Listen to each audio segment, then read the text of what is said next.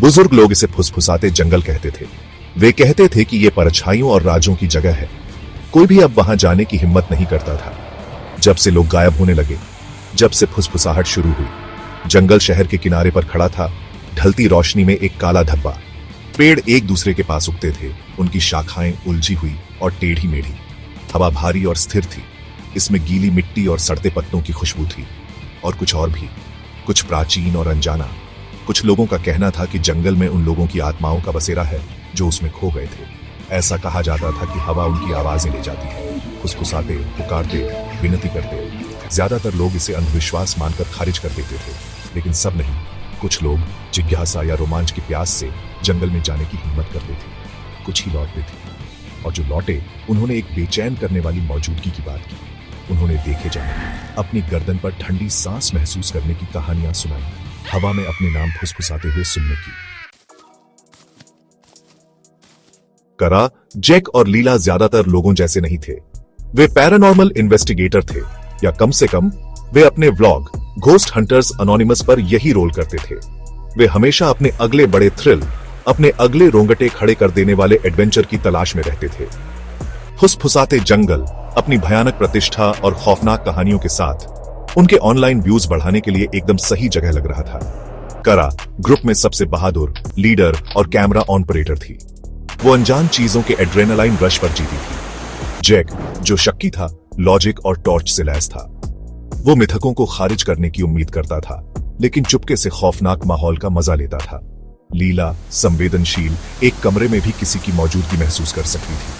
असली paranormal activity का सामना करने की संभावना से वो उत्साहित और भयभीत दोनों थी। कैमरों, टॉर्च और थोड़े से शक के साथ वे कुख्यात जंगल का पता लगाने के लिए निकल पड़े। उनका लक्ष्य पैरानॉर्मल का सबूत इकट्ठा करना था। ईवीपी, भूत या आकृतियां, कुछ भी जो उनके सब्सक्राइबर्स को सब्सक्राइब बटन दबाने पर मजबूर कर दे। देर दोपहर के सूरज ने लंबी अशुभ परछाइयां डाली जब उन्होंने फुसफुसाते जंगल में कदम रखा।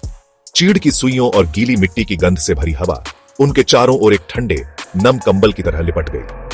लीला की रीढ़ में एक सिहरन दौड़ गई। यह जगह डरावनी है, जैक ने अपनी टॉर्च अंधेरे में घुमाते हुए कहा। इसीलिए तो हम यहां हैं, करा ने दृढ़ फुसफुसाहट में कहा। चलो शुरू करते हैं। वे जंगल में और आगे बढ़े। दोनों तरफ पेड़ पास पास खड़े थे। घने छतरी से होते हुए हल्की रोशनी के पैच में सूरज की रोशनी कम हो गई। जंगल का फर्श उनके पैरों के नीचे नरम था, सड़ते पत्तों और गिरी हुई शाखाओं का एक कालीन। क्या तुमने वो सुना? लीला ने अचानक रुकते हुए पूछा। क्या सुना? जैक ने अपनी टॉर्च इधर उधर घुमाई। बस हवा है, लीला ने अपना सिर हिलाया। ये फुसफुसाहट जैसा है। करा ने अपना कैमरा ऊपर किया। ओके दोस्तों, बहुत मजा किया, चलो ध्यान केंद्रित करते हैं। हाँ। चौथा भाग, बेचैन करने वाला कैबिन। वे जंगल में और गहरे जाते रहे। हर कदम के साथ सन्नाटा और गहरा होता गया। फिर पेड़ों के बीच उन्होंने उसे देखा, एक छोटा जीर्ण शीर्ण कैबिन। ऐसा लग रहा था जैसे वो परछाइयों से प्रकट हुआ हो। उसका काला सिलहुट जंगल के दमनकारी अंधेरे के बिल्कुल विपरीत था। केबिन प्राचीन था, इसकी लकड़ी की दीवारें सड़ रही थीं और बेलों से ढकी हुई थीं।